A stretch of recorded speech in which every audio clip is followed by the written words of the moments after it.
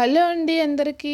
ఈరోజు మనం ఈ బరుగులతో స్నాక్స్ ప్రిపేర్ చేసుకుందాం. ముందుగా స్టవ్ వెలిగించుకొని ఒక వెడల్పు లాంటి పెనుము, ఇలా బాండి కూడా అంటారు కదా, దీన్ని పెట్టుకొని ఇందులో బొరుగులు వేసి మంట సిమ్లో పెట్టుకొని ఇలా వేయించుకోవాలి. బాగా ఇలా తిప్పుతూ కలుపుతూ వేయించుకోవాలి. ప్లీజ్ వీడియో చూస్తున్నారు కానీ లైక్ చేయడం లేదు, లైక్ చేసి సబ్స్క్రైబ్ చేసుకోండి.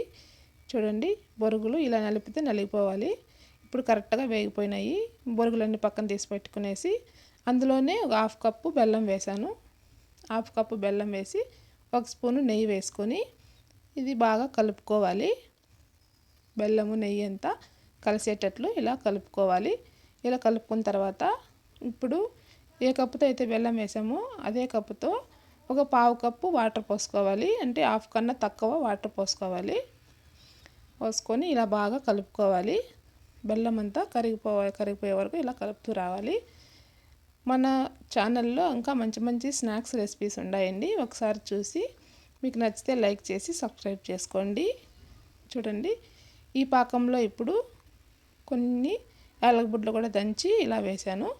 ఇప్పుడు బాగా నురుగు వస్తుంది కదా, ఇలా నురుగు వస్తున్నప్పుడు పాకం అంతా కరెక్ట్గా వచ్చిందా లేదా అని తెలుసుకోవాలంటే ఒక కప్పు వాటర్ తీసుకొని, ఒక కప్పులో వాటర్ తీసుకొని ఇలా పాకం వేసుకోవాలి. పాకం వేసి ఇలా ఉండకొచ్చిందంటే కరెక్ట్గా సరిపోతుంది. చూడండి, ఇలా ఉండకొచ్చింది కదా. ఇలా ఉండకొచ్చినప్పుడు ఇప్పుడు స్టవ్ ఆఫ్ చేసుకొని మనం ముందుగా వేయించి పెట్టుకున్నాం కదా బొరుగుల్ని, ఆ బొరుగులు వేసి కలుపుకోవాలి. చూడండి, ఇలా తిప్పుతూ రావాలి. మీరు కూడా ఒకసారి ట్రై చేయండి, ఎలా వచ్చిందో కామెంట్ చేయండి. ఇలాంటి కొత్త కొత్త స్నాక్స్ పిల్లలకు లీవుల్లో చేసి పెడితే చాలా హ్యాపీగా తింటారు.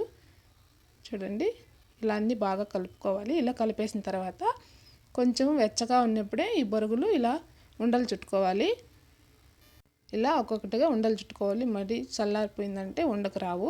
చూడండి, ఇలా అన్నీ ఉండలు చుట్టుకొని ప్లేట్ తీసి పెట్టుకున్నాను. చాలా బాగున్నాయి.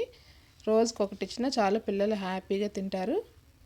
ప్లీజ్ వీడియో చూసి లైక్ చేసి సబ్స్క్రైబ్ చేసుకోండి. ఇంకా మంచి మంచి వీడియోల కోసం మన ఛానల్ని సబ్స్క్రైబ్ చేసుకోండి.